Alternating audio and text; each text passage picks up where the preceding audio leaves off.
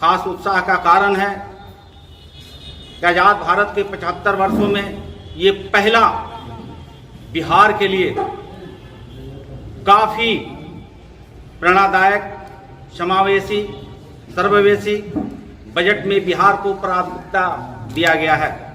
जैसा अब हम सब देशवासियों ने देखा कि मिथिला पेंटिंग में भारत के वित्त मंत्री आदरणीय श्री सीतारमण जी खुद को अपने को प्रस्तुत करते हुए देशवासियों के साथ साथ बिहार प्रदेश को जिस तरह से बजट में जगह दे करके सम्मान बढ़ाने का काम किया, कारण आज हम सब एनडीए गठबंधन के समस्त नेता कोटि कोटि बधाई नंदन भारत सरकार में वित्त मंत्री आदरणीय सीतारमण जी को करते हैं।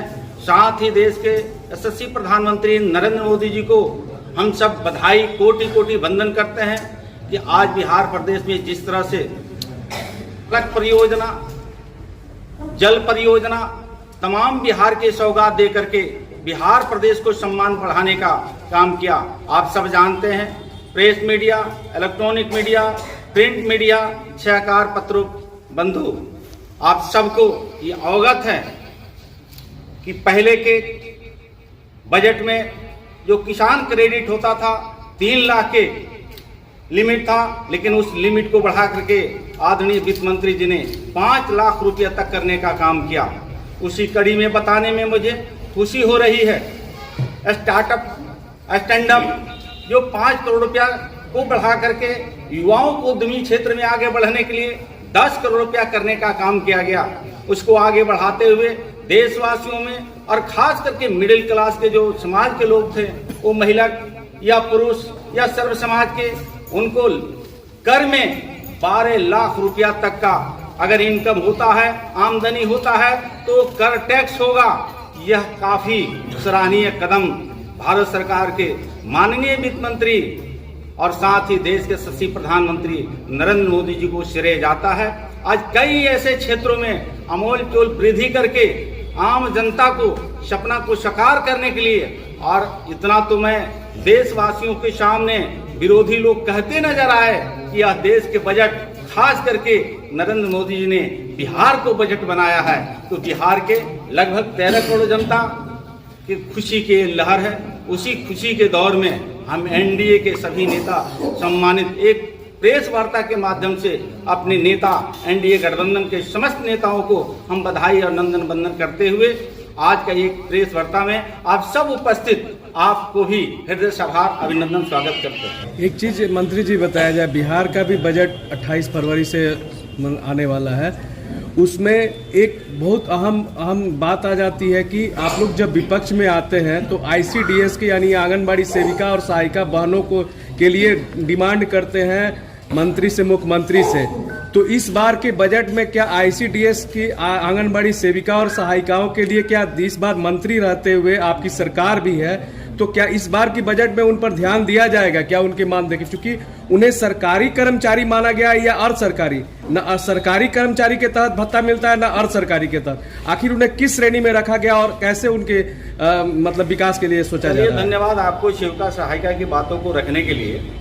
यही तो सरकार है, सरकार की सोच है सबका साथ, सबका विकास, सबका प्रयास, सबका विश्वास। आज उस पर सरकार खरा उतर रही है।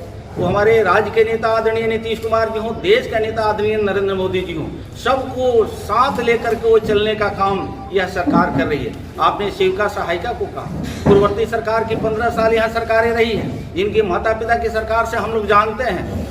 उससे ऊपर उठेंगे तो जंगल राज से जनता जानती है, लाठी राज से जानती है, गुंडा राज से जानती है, बम राज के नाम से भी जाना जाता है। यही बिहार है, यही पश्चिम चंपारण है, यही पूर्वी चंपारण है, यही उत्तर बिहार है।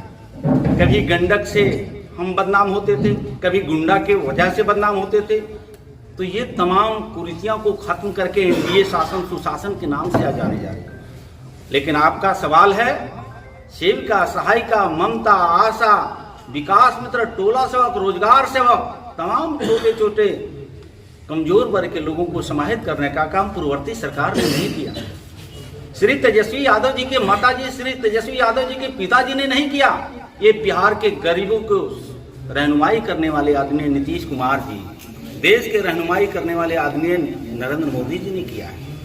सवाल है उनको नियोजन करके रोटी कपड़ा मकान सम्मान जिंदगी जीने योग्य यही सरकार बनाई है और उनकी मूलभूत जो भी समस्याएं आती है ये सरकार बखूबी परिवार समझ करके समय समय से उनको नियोजन में क्या और किया जा सकता है, वेतन में और क्या किया जा सकता है, निश्चित रूप से ये सरकार पूरा इस बार की बजट में रखेगी। इस पर किसी विरोधियों की कोई रास्ता नहीं बन पा रहा है। इसीलिए गरीब आदमी को गुमराह करने का प्रयास महागठबंधन के लोग करते हैं, लेकिन बिहार की जनता बहुत सजग है।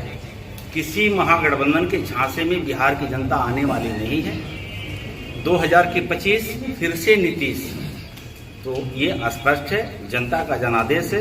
लोकतांत्रिक तरीके से जब जब हम जनता के बीच में जाते हैं, जनता ने महागठबंधन के नेताओं को खारिज करती है और एनडीए नेताओं को सर माथे लगाती है और फिर वही रास्ते पर चल करके बिहार प्रचंड बहुमत की सरकार 2025 में बनेगी। और जो कमी कमजोरी बिहार के, वो टोला सेवक हो, रोजगार सेवक हो, ममता हो, दीदी हो, आशा हो, सबको सम्मान रूपी उनकी जो मांग होगी सरकार निश्चित रूप से पूरा करेगी।